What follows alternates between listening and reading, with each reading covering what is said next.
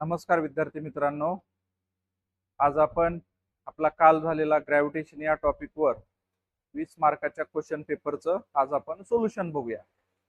त्यामध्ये पहिला क्वेश्चन बघा, आपला 3 मार्क साठी होता. काय दिलेलं आहे?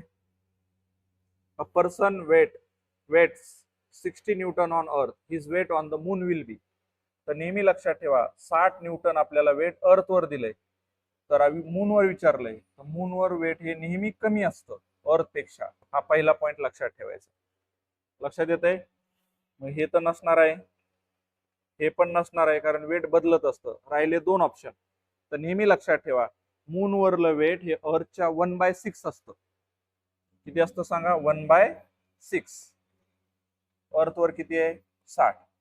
6 1 6, हे 0 ला 0 म्हणजे किती आलं? 10 न्यूटन. दूसरा कोरिलेशनचा क्वेश्चन आहे. At the poles the value of G 9.83 meter per second square. At equator the value of G. हे तुम्हाला लक्षातच ठेवायचं आहे. कसं लक्षात ठेवायचं आहे?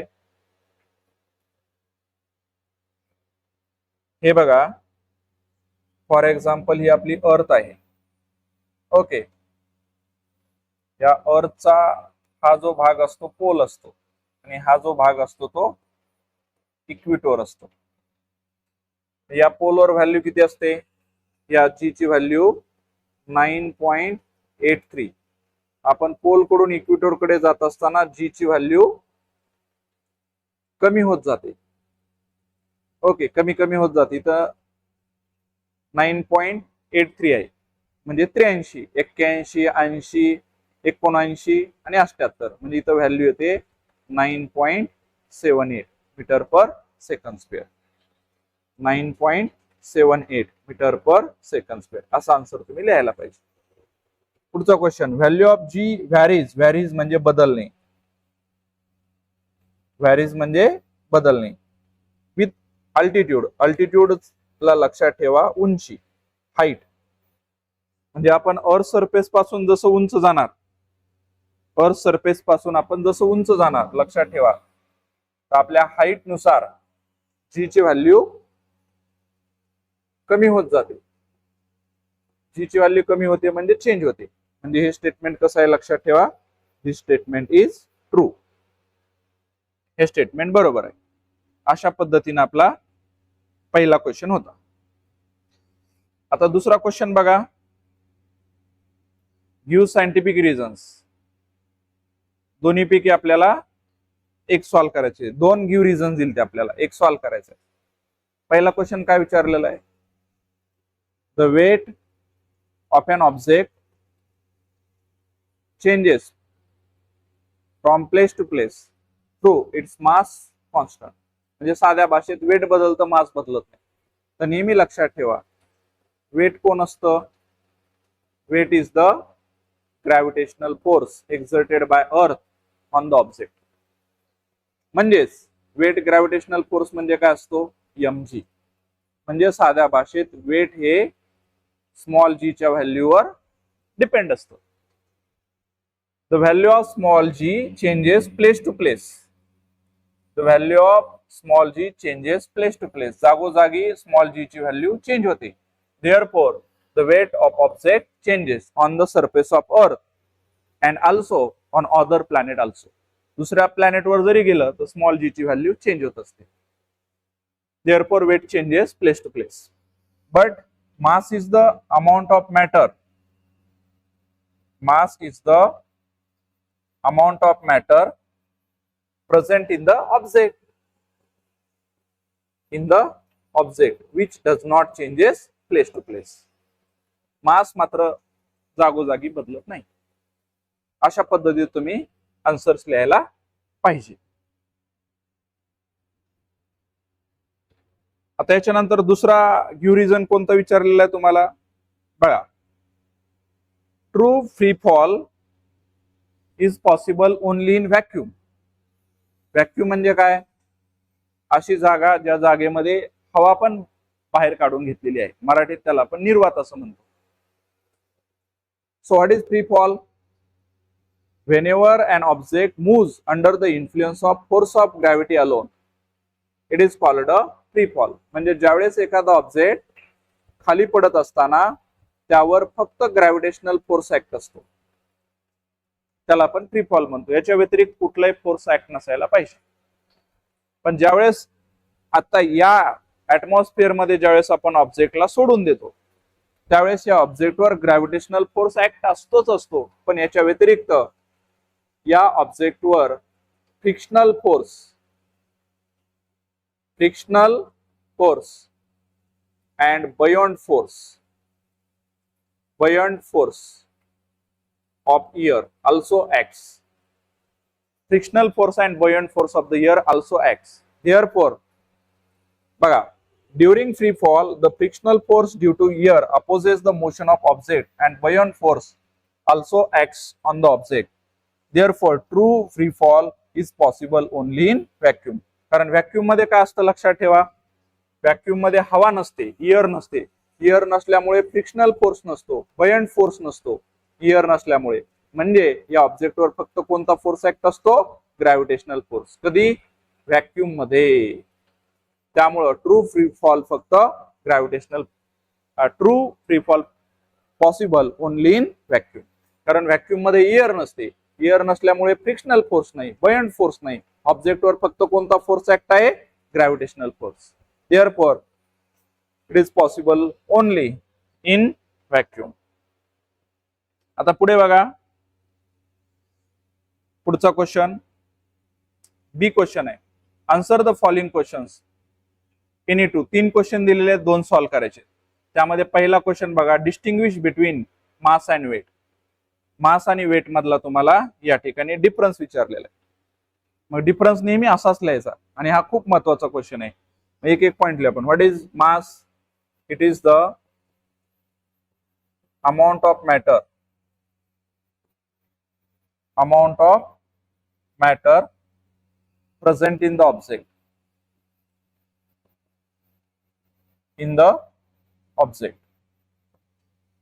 Next, SI unit.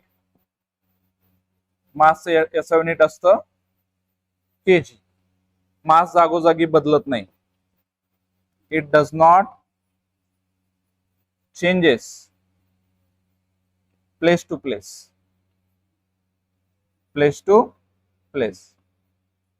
आणि last, it is scalar quantity. याचा अर्थ काय? मासला डायरेक्शन नाही, मासला डायरेक्शन नसतं, म्हणजे ही स्केलार क्वांटिटी आहे. आता एक्झॅक्टली याच्या अपोजिट पॉइंट लिहायचे. इकडे काय लिहिणार? It is the gravitational force exerted by earth on object.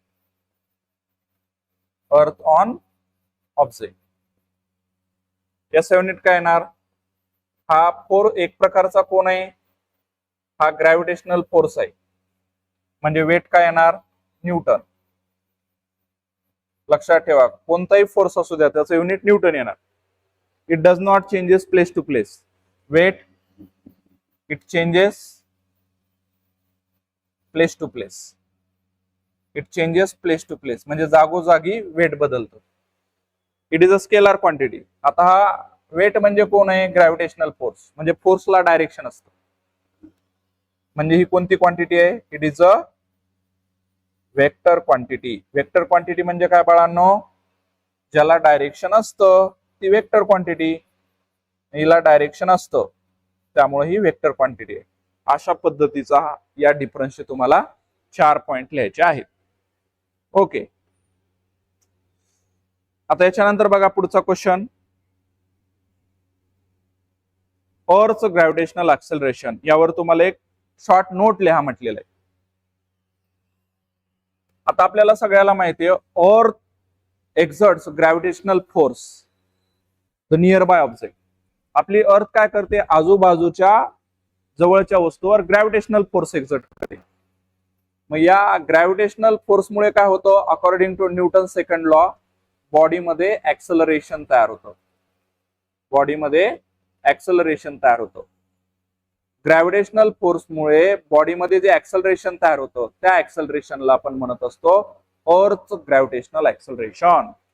The acceleration produced in the body because of gravitational force, it is called acceleration due to gravity, which is denoted by small g. आपण याला small जी न दाखवतो. SI unit काय आहे? Acceleration असल्यामुळे SI unit आहे metre per second square. ही एक vector quantity आहे, म्हणजे साध्या भाषेत ऍक्सलरेशन ड्यू टू ग्रॅव्हिटीला डायरेक्शन आहे. ओके, आणि डायरेक्शन कुठं असतं? The direction of earth gravitational acceleration is towards the centre of earth. Towards the centre of earth. Centre of earth, that is in the direction of gravitational force. Gravitational force चं direction कुठं असतं? Towards the centre. मग अर्थ gravitational ऍक्सलरेशनचं सुद्धा direction towards the centre असतं.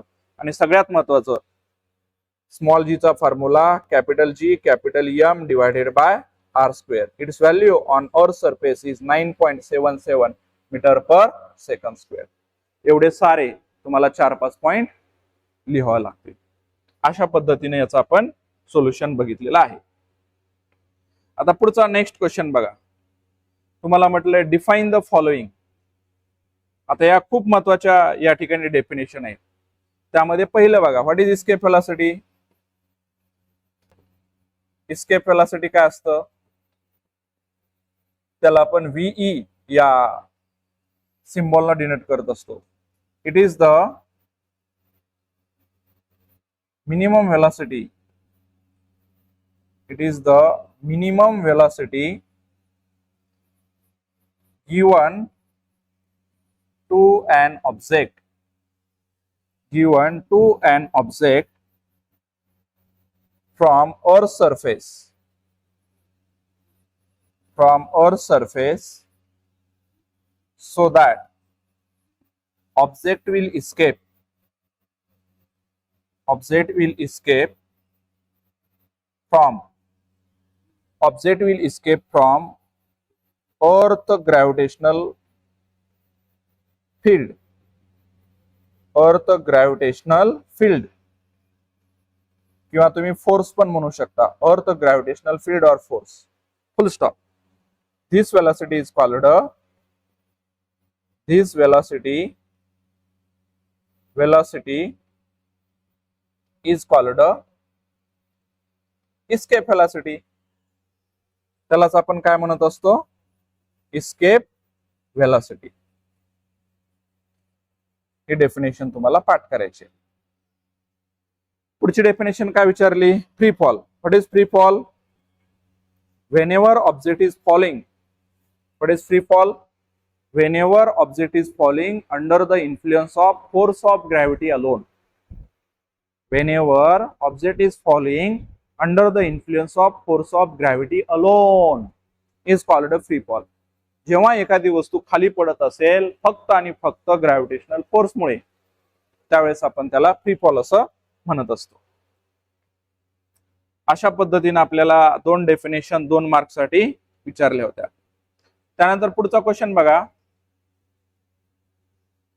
आपल्याला यामध्ये एक डायग्राम दिली, याच्यावर 3 क्वेश्चन्स दिलेले आहेत. त्यामध्ये पहिला question, state Newton's universal law of gravitation. आता काय स्टेटमेंट आहे? Every object in the universe attracts every other object with a definite force. This force is directly proportional to product of their masses and inversely proportional to square of the distance between them. अशा पद्धतीचं statement आहे.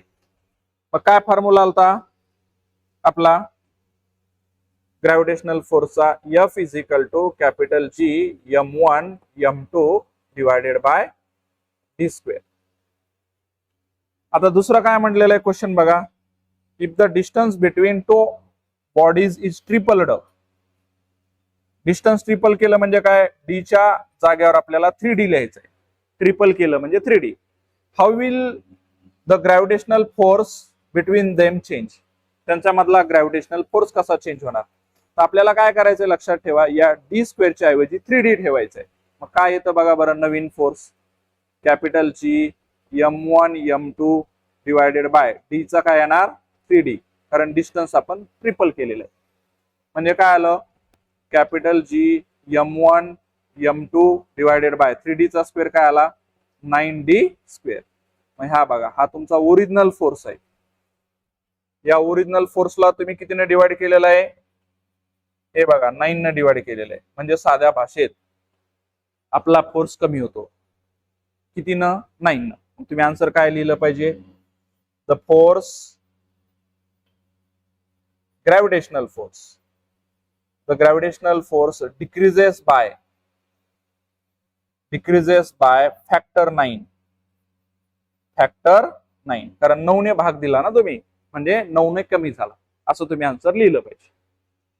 पुढे बघा what will happen if gravitational force if mass of one of the object is doubled. एकाचं mass double केलं काय येणार सांगा बरं F is equal to G. समजा याचं आपण डबल केलं म्हणजे m1 च्या जागेवर काय लिहिणार आपण 2m1 into m2 divided by d square. म्हणजे काय चेंजेस आले 2 बाजूला घ्या 2g m1 m2 divided by d square. हा तुमचा ओरिजिनल फोर्स आहे. ओरिजिनल फोर्सला तुम्ही 2 ने मल्टिप्लाय केलं. याचा अर्थ काय gravitational force becomes double. Gravitational force becomes double or increases by factor 2. Increases by factor 2 कारण 2 ने मल्टिप्लाय केलेले. मल्टिप्लाय केल्यानंतर नंबर वाढत असतो म्हणजे फोर्स वाढतो तर हा फोर्स डबल होतो. अशा पद्धतीचं याचं सोल्युशन आहे. आता याच्यानंतर बघा पुढचा क्वेश्चन दिलेला आपल्याला state Kepler's 3 laws of planetary motion. केपलरचे 3 लॉ या ठिकाणी स्टेट करा म्हटलेलं आहे म्हणजे लिहा. मग त्यामध्ये केपलर्स फर्स्ट लॉ काय आपल्याला पाठच आहे the orbit of a planet is an ellipse with sun at one of the foci. Kepler second law the line joining the planet and the sun sweeps equal areas in equal intervals of time. हे statement आपल्याला direct पाठ करायचे. Third Kepler's third law the square of period of revolution of planet around the sun is directly proportional to the cube of mean distance of a planet from the sun. यालाच आपण कसं लिहू शकतो t square is equal to k into r cube. Okay mathematical form मध्ये. आणि ही diagram आपल्या book मध्ये दिलेली तुम्ही फर्स्ट लॉ झाला की ड्रॉ करायची आहे. अशा पद्धतीनं किंवा डायग्राम नाही ड्रॉ केली तरी चालतं पण डायग्राम ड्रॉ करत जा काढत जा. हे केपलरचे 3 नियम आहे. आता इथं तुम्हाला एक पॅरेग्राफ दिलाय. या पॅरेग्राफ मध्ये तुम्हाला काही fill in the blank fill करायचे आहेत आणि वर तुम्हाला ते वर्ड्स पण दिलेले त्यापैकी. तर हा बघा the centre of mass of an object is the point inside or outside the object at which the total mass of the object can be assumed to be concentrated. The center of mass of a spherical object having uniform density is at its geometrical center. The center of mass of any object having uniform density is at its centroid. Okay. अशा पद्धतीनं तुम्हाला लिहायचे. असा question आला तर नेहमी लक्षात ठेवा बाळांनो हे पूर्ण पॅरेग्राफ लिहायचं आणि हे जे आन्सर्स लिहिलेले आहेत याला अंडरलाईन करायचं. ओके म्हणजे एक्झामिनरला चेक करायला थोडं इझी जातं. लक्षात येतंय पॅरेग्राफ पूर्ण लिहायचा आणि जिथं तुम्ही आन्सर्स लिहिलेत त्याला अशा पद्धतीनं अंडरलाईन करायची. अशा पद्धतीचा हा आपला या ठिकाणी क्वेश्चन होता. नेक्स्ट क्वेश्चन बघा क्वेश्चन नंबर 4 हा 5 मार्क्स साठी आहे. यामध्ये बघा tie a stone to one end of string hold other end of string in your hand rotate the string in such that the stone moves along a circle. एक दोरी घेतली दोरीचं एक टोक हातात घेतलं दुसऱ्या टोकाला दगड बांधला आणि अशा पद्धतीने आपण फिरवलं म्हणजे दगड सर्क्युलर मोशन परफॉर्म करत आहे. ओके तर त्यावर तुम्हाला काही क्वेश्चन्स या ठिकाणी यांनी दिलेले आहेत विचारलेले आहेत. बघा पहिला क्वेश्चन. आता सिच्युएशन कशी व्हायला लागली हा स्टोन आहे ओके, या स्टोनला फिरवलं म्हणजे अशा पद्धतीने हा स्टोन सर्क्युलर मोशन परफॉर्म करत आहे. Okay, what is the direction of force you are applying on the string? या स्ट्रिंगवर कोणता फोर्स असतो? तर हे बघा, सेंटरकडे ओढणारा फोर्स असतो. याचं नाव आहे सेंट्रिपिटल फोर्स. ओके, पहिल्याच answer centripetal force. Direction of force centripetal force. मग याचं डायरेक्शन कुठं आहे? हा फोर्स सेंट्रिपिटल फोर्स. याचं डायरेक्शन कुठं? याचा आन्सर काय लिहायला पाहिजे तुम्ही? Towards the centre. Towards the centre एवढं लिहिलं, संपला विषय. Direction of the force. या स्टोनवर कोणता फोर्स ऍक्ट आहे? Centripetal force. त्याची डायरेक्शन कुठं असते? Towards the centre. दुसरं, in which direction the stone fly of if the string is released? जर दोरी ठेवली, सोडली, तर दगड कोणत्या दिशेनं जाणार आहे? इथं जर दोरी सोडली तर दगड इकडे जाणार आहे. ओके, म्हणजे टँजंट टू द सर्कल. याचा आन्सर काय यायला पाहिजे? Tangent to the circle. सर्कलला या ठिकाणी टँजंट आहे. तिसरं, define centripetal force. What is centripetal force? Force acts on any object moving along a circle and it is directed towards the center of circle. This is called a centripetal force. He definition पाठ करायची. कोणताही object ज्यावेळेस circular motion perform करत असतो तर त्या ऑब्जेक्टवर सेंटरकडे ओढणारा एक force असतो, त्याला आपण सेंट्रिपिटल फोर्स असं म्हणत असतो. याची definition. Write the correlation between centripetal force and the distance between planet and sun. आता लक्षात ठेवा बाळांनो, हे जे प्लॅनेट रिव्हॉल्व होत असतात अराउंड सन, हा फॉर एक्झाम्पल सन आहे आणि या सन भोवती हे प्लॅनेट अशा पद्धतीनं फिरत असतात. हे प्लॅनेट सर्क्युलर ऑर्बिट कशामुळे परफॉर्म करतात? Because sun exert a gravitational force on the planet. Okay, म्हणजे हा जो प्लॅनेट सर्क्युलर मोशन परफॉर्म करतो, या सर्क्युलर मोशन परफॉर्म करत असताना या प्लॅनेटवर हा जो सेंट्रिपिटल फोर्स असतो, तो सेंट्रिपिटल फोर्स म्हणजे ऍक्च्युली कोण आहे? Gravitational force. आणि आपल्याला सगळ्याला माहिती आहे ग्रॅव्हिटेशनल फोर्स काय असतो? दोन ऑब्जेक्ट मधल्या डिस्टन्सला हा डिस्टन्सच्या स्क्वेअरला इन्व्हर्सली प्रोपोर्शनल असतो. म्हणजे या कंडिशन मध्ये सेंट्रिपिटल फोर्स हा कोणत्या फॉर्म मध्ये?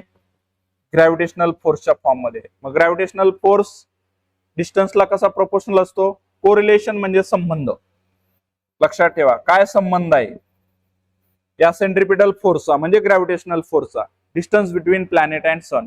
मग तुम्ही लिहायला पाहिजे this centripetal force is inversely proportional to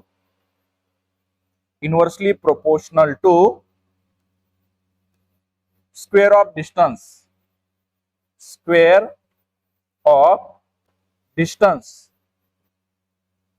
between planet and sun. म्हणजे प्लॅनेट आणि सन याच्यामध्ये जे डिस्टन्स असतं त्याला इन्व्हर्सली प्रोपोर्शनल आहे, त्याच्या स्क्वेअरला, असं लिहायला पाहिजे. Centripetal force is inversely proportional to square of distance between planet and sun, असं त्याचा आन्सर यायला पाहिजे. दुसरा, give example of centripetal force acting occurring in nature. Simple, मी सांगितलं होतं तुम्हाला. ऍटम मध्ये काय होतं सांगा? ऍटम मध्ये न्यूक्लियस असतं. ओके, या न्यूक्लियसवर कोणता चार्ज असतो? पॉझिटिव्ह. आणि हे इलेक्ट्रॉन्स, यांच्यावर कोणता चार्ज असतो? निगेटिव्ह. मग इलेक्ट्रॉन्स न्यूक्लियस भोवती फिरत असतात, म्हणजे सर्क्युलर मोशन परफॉर्म करत असतात. Electrons are revolving around the nucleus in the atom in a circular orbit. The necessary centripetal force acting on the electron is given by electrostatic force of attraction between positively charged nucleus and negatively charged electrons. Okay, म्हणजे या इलेक्ट्रॉन्सवर centripetal force act होतो. जो कोण provide करतो सांगा? या ठिकाणचा centripetal force electrostatic force of attraction. Electrostatic force of attraction. Okay, अशा पद्धतीने तुम्ही त्याचा आन्सर लिहू शकता. आता बघा शेवटचा क्वेश्चन काय म्हटलेलं? Question explain variation. व्हॅरिएशन म्हणजे बदल. बदल म्हणजे चेंज होणे, बदल इन व्हॅल्यू ऑफ स्मॉल जीच्या व्हॅल्यू मध्ये होणारा बदल तुम्हाला विचारलेले. लक्षात ठेवा, variation in value of small G changes according to 3 factor. Change along the surface of earth. Change along the surface of earth. जर आपण आपल्या अर्थला बघितलं तर आपली अर्थ एक्झॅक्टली स्पेरिकल नाही. आपली अर्थ एक्झॅक्टली स्पेरिकल नाही. Due to rotation it bulges at equator and flatters at pole. आपली अर्थ अशी आहे आणि या पोलवर फ्लॅट झालेली आहे. ओके, आणि या इक्विटोरवर अशा पद्धतीनं फुगलेली आहे. आपण जर बघितलं स्मॉल जीचा फॉर्म्युला काय? Capital G capital M divided by R square. R म्हणजे रेडियस ऑफ अर्थ. मग तुम्ही जर बघितलं तर आपल्या अर्थची रेडियस सगळीकडे सारखी नाहीये, कारण आपली अर्थ एक्झॅक्टली स्पेरिकल असती तर रेडियस सगळीकडे सारखी आली असती. परंतु आपली अर्थ रोटेशन मुळे स्पेरिकल नाही. इट बल्जेस ऍट इक्विटोर, फुगलेली आहे इक्विटोरला, अँड फ्लॅटर्स, चपटी आहे ऍट पोल. यामुळे काय होतं लक्षात ठेवा, जर तुम्ही काळजीपूर्वक बघितलं तर आर ची व्हॅल्यू चेंज होते, रेडियस चेंज होते, आणि जी आणि आर एकमेकाला इनव्हर्सली प्रोपोर्शनल आहे. म्हणजे काय, आर ची व्हॅल्यू जर वाढत चालली तर जी ची व्हॅल्यू कमी होत जाते. आता थोडं तुम्ही काळजीपूर्वक ऑब्झर्व करा. कसं, या पोल पासून इक्विटोर कडे जाताना हे बघा, पोल टू इक्विटोर, हे बघा, pole to equator, pole to equator, pole to equator. काय व्हायला लागले सांगा बरं? या पोल कडून इक्विटोर कडे जाताना आर ची व्हॅल्यू वाढत चालली, कारण इकडं अर्थ बल्ज आहे, आर वाढतं. त्यामुळे काय होतं, आर आणि जी एकमेकाला इनव्हर्सली प्रोपोर्शनल आहे, त्यामुळे काय होतं, जी कमी होतं साध्या भाषेत. Therefore, while going from pole to equator, the distance between object and center of earth increases. That is, radius increases. Therefore, the value of small g decreases. आणि आपल्याला माहित पण आहे पोलवर जी ची व्हॅल्यू किती असते, 9.83. ही कमी कमी कमी कमी होत जाते, आणि इथं किती असते, 9.78, आणि इथं सगळ्यात कमी असते. युनिट काय, मीटर पर सेकंड स्क्वेअर. अशा पद्धतीनं पहिला चेंज असतो. आता जर तुम्ही दुसरा चेंज बघितला तर तो चेंज असतो change with height. Small G ची व्हॅल्यू हाईट नुसार सुद्धा बदलत असते. बघा, चेंज विथ हाईट उंचीनुसार सुद्धा बदलते. काय फॉर्म्युला येतो स्मॉल जी चा?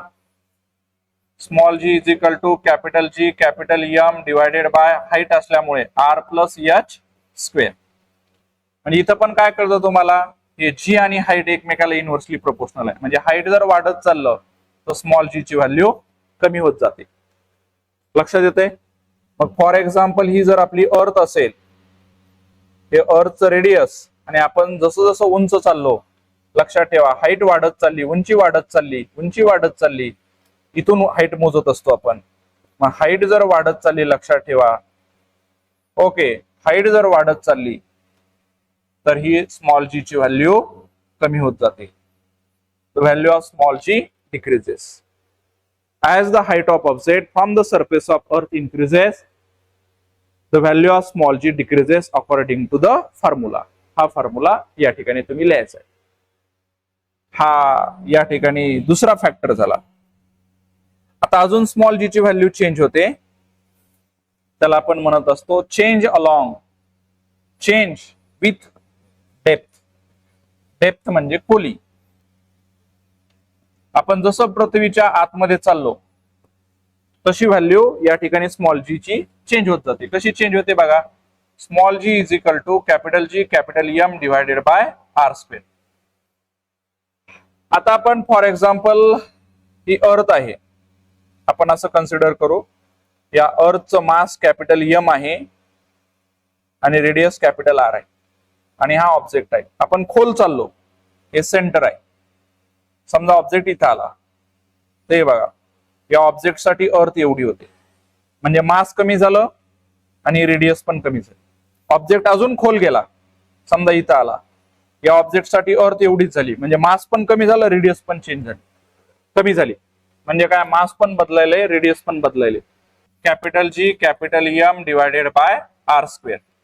आता ही स्मॉल जी ची व्हॅल्यू मासवर पण नुसार चेंज होते, रेडियस नुसार पण चेंज होते, परंतु या स्मॉल जी च्या व्हॅल्यूला मास जास्त इम्पॅक्ट करतं. ओके, आणि स्मॉल जी आणि मास जर बघितलं आपण तर ते एकमेकाला डायरेक्टली प्रोपोर्शनल आहे. खाली जाताना मास कमी होतं, त्यामुळे स्मॉल जी ची व्हॅल्यू सुद्धा कमी कमी होत जाते. म्हणजे आपण जसं जसं डेप्थ मध्ये चाललो तसं मास कमी व्हायला लागले, म्हणजे स्मॉल जी ची व्हॅल्यू सुद्धा कमी होत जाते. म्हणजे तुम्ही काय लिहायला पाहिजे, the value of small G decreases with depth. खोलीनुसार स्मॉल जी ची व्हॅल्यू कमी होत जाते. का? कारण खाली जाताना मास कमी व्हायला लागले, मास कमी झाले की स्मॉल जी पण कमी व्हायला लागले, कारण स्मॉल जी ची value affect on mass of the earth. Mass अर्थ जास्त इम्पॅक्ट करतं स्मॉल जी वर. खाली जाताना मास कमी होतं, त्यामुळे स्मॉल जी ची व्हॅल्यू पण कमी होते. ओके, तर अशा पद्धतीनं स्मॉल जी ची व्हॅल्यू चेंज होत असते. किती फॅक्टर नुसार? 3. कोणकोणते 3 factor? Change along the surface of अर्थ, change with height and change with depth. अशा पद्धतीनं हे सर्व सोल्युशन आहे. थँक्यू.